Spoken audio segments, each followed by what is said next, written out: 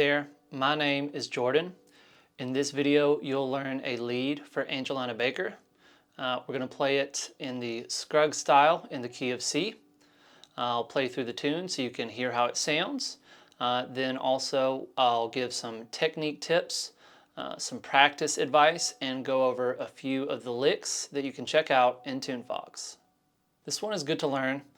There's a lot of classic Scruggs style vocabulary to draw from whenever playing out of the key of C and using these C shapes. Earl spent a lot of his time playing out of G and C, and because he is kind of the godfather of bluegrass banjo and created so much of the vocabulary, there's a lot of licks that he created that we can use and apply here when playing Angelina Baker in the key of C. And this arrangement itself is really similar to the Scruggs style arrangement in the key of D that we have.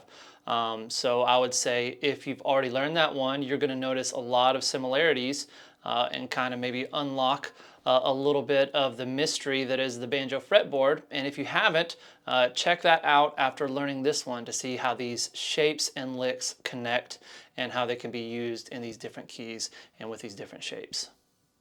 All right, I'm going to play this slowly and just play the basic arrangement with no extra licks involved. I'm going to kick it off with potatoes, which is what is used in a jam or band setting to start an instrumental fiddle tune. If you don't know how to play any potatoes, check those out in the lick section in Tunefox.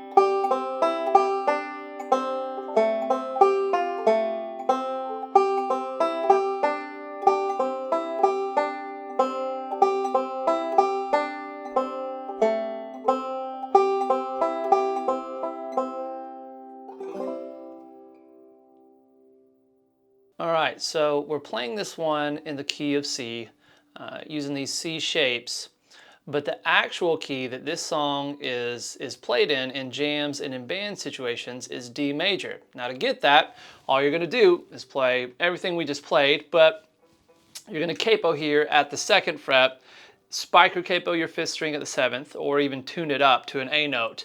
And then now where the capo is, that just becomes your new open, your new 0 fret, right?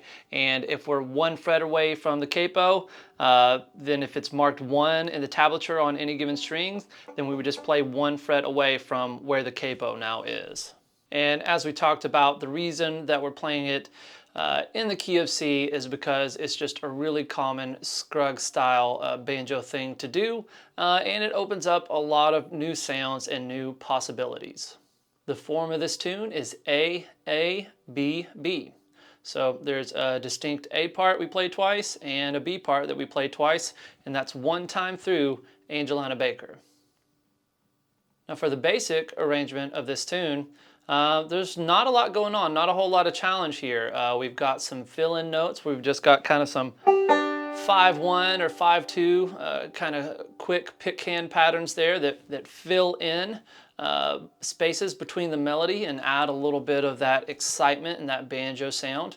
And then obviously we've got some forward rolls happening as well, but not a lot of sustained forward rolls. A lot of them is just a simple 4-note forward roll that ends where it starts, right?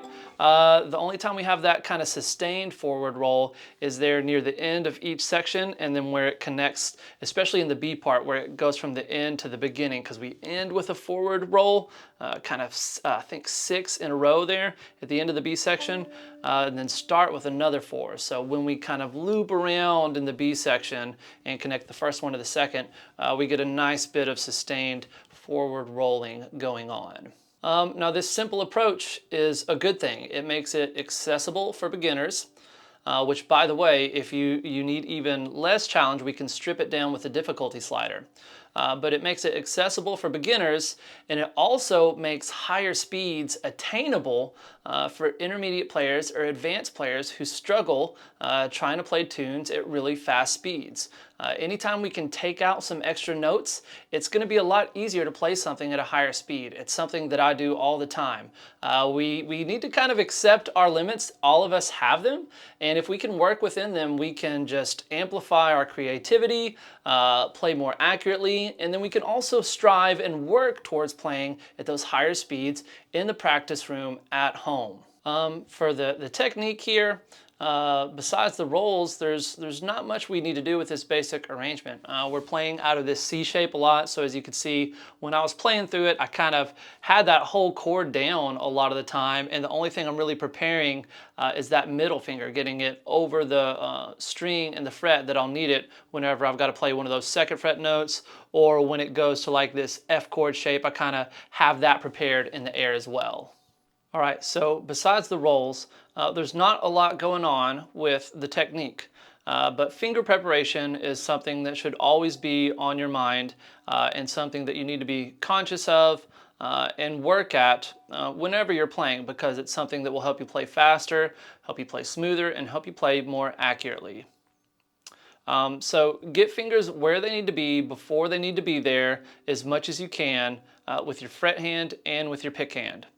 As you can see, when I was playing through this, a lot of the time I just had that C chord shape down, and I was kind of lifting that middle finger on my fret hand, placing it above the third string, the G string, and above that second fret before it needed to be there. And even kind of while I had that C chord down, was preparing my middle finger and my pinky and putting those above the strings and frets they needed to be before they needed to be there to help play that a little bit smoother. And that's for your fret hand. For your pick hand, you really got to watch the alternation with the thumb. That's probably going to be your biggest speed limiter here, and just resetting that pick. So after you pick a note, getting it up and above whatever string it needs to be before it needs to be there. But once you're on the forward roll, you've still got to kind of do those little resets and get the picks above the strings after you pick them. But speed should be a little bit easier when you're not having to make that jump. That alternation, I have noticed, is something that personally limits my speed a lot of the time, and often students as well, because it's just, you've got to move it more than you do when you're doing a continuous forward roll or a continuous backwards roll. As an example, check out my thumb movement when I play this first measure. I'm going to be preparing the pick hand and that thumb specifically when it has to do a lot of this alternation here in the first measure, the A part.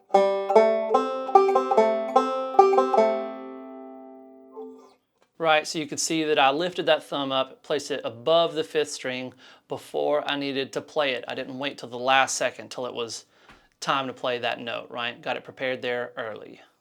Make sure that you are making listening a part of your practice.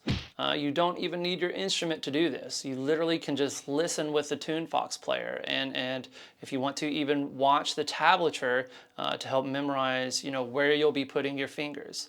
But if you already have memorized like where your fingers go and stuff like that, just listen and try to memorize the sound, both of the lead of the banjo and of the chord changes as well, and how that all interacts with the guitar and the bass.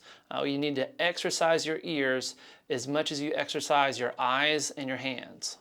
Use those Tunefox tools. Use your focus feature and your tempo slider to work on individual measures. And you can do that at slower speeds when you're first learning. And as you're starting to bump up your tempo, it can help to focus on just one measure at a time as well.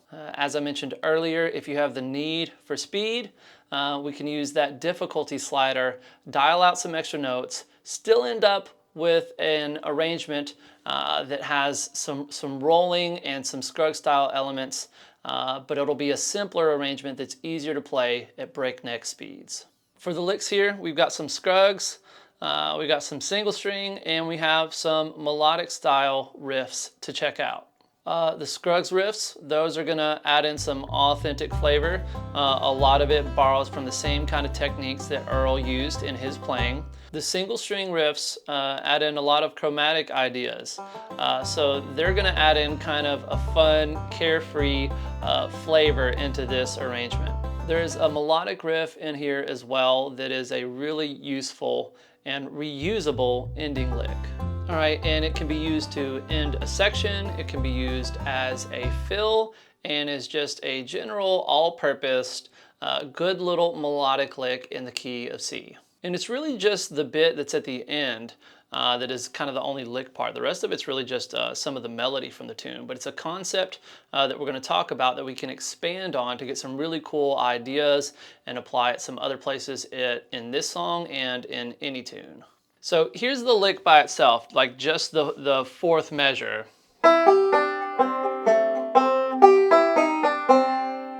And you could hear there at the end, that's what I'm talking about. That's kind of the main lick here, the idea that we're gonna be going through. And it's a little chromatic run. Chromatic means you go a half step at a time. If I was going to play this on just one string, here's what it would look like. It's a lot easier to see the movement of the notes here.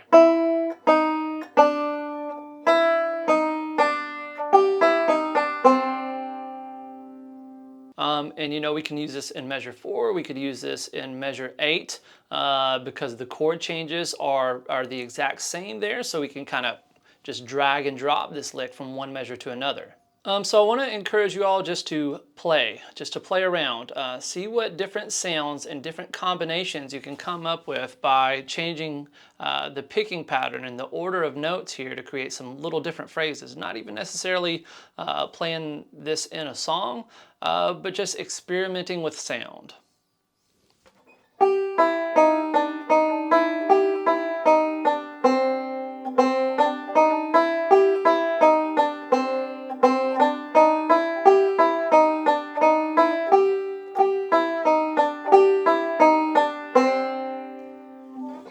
Something that will help give a little bit more definition and help you start kind of creating some phrases is try to start runs either on this C note here at the first fret of the B string or on your G note here. And also try to end on one of those notes as well, and that will create a nice feeling of resolution to the phrases that you're creating.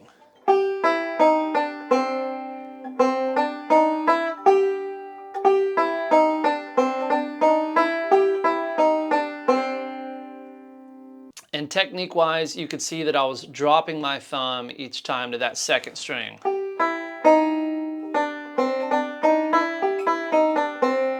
You could play that with your index finger, but it's going to really limit your speed at some point when you start to go to a lot faster speeds.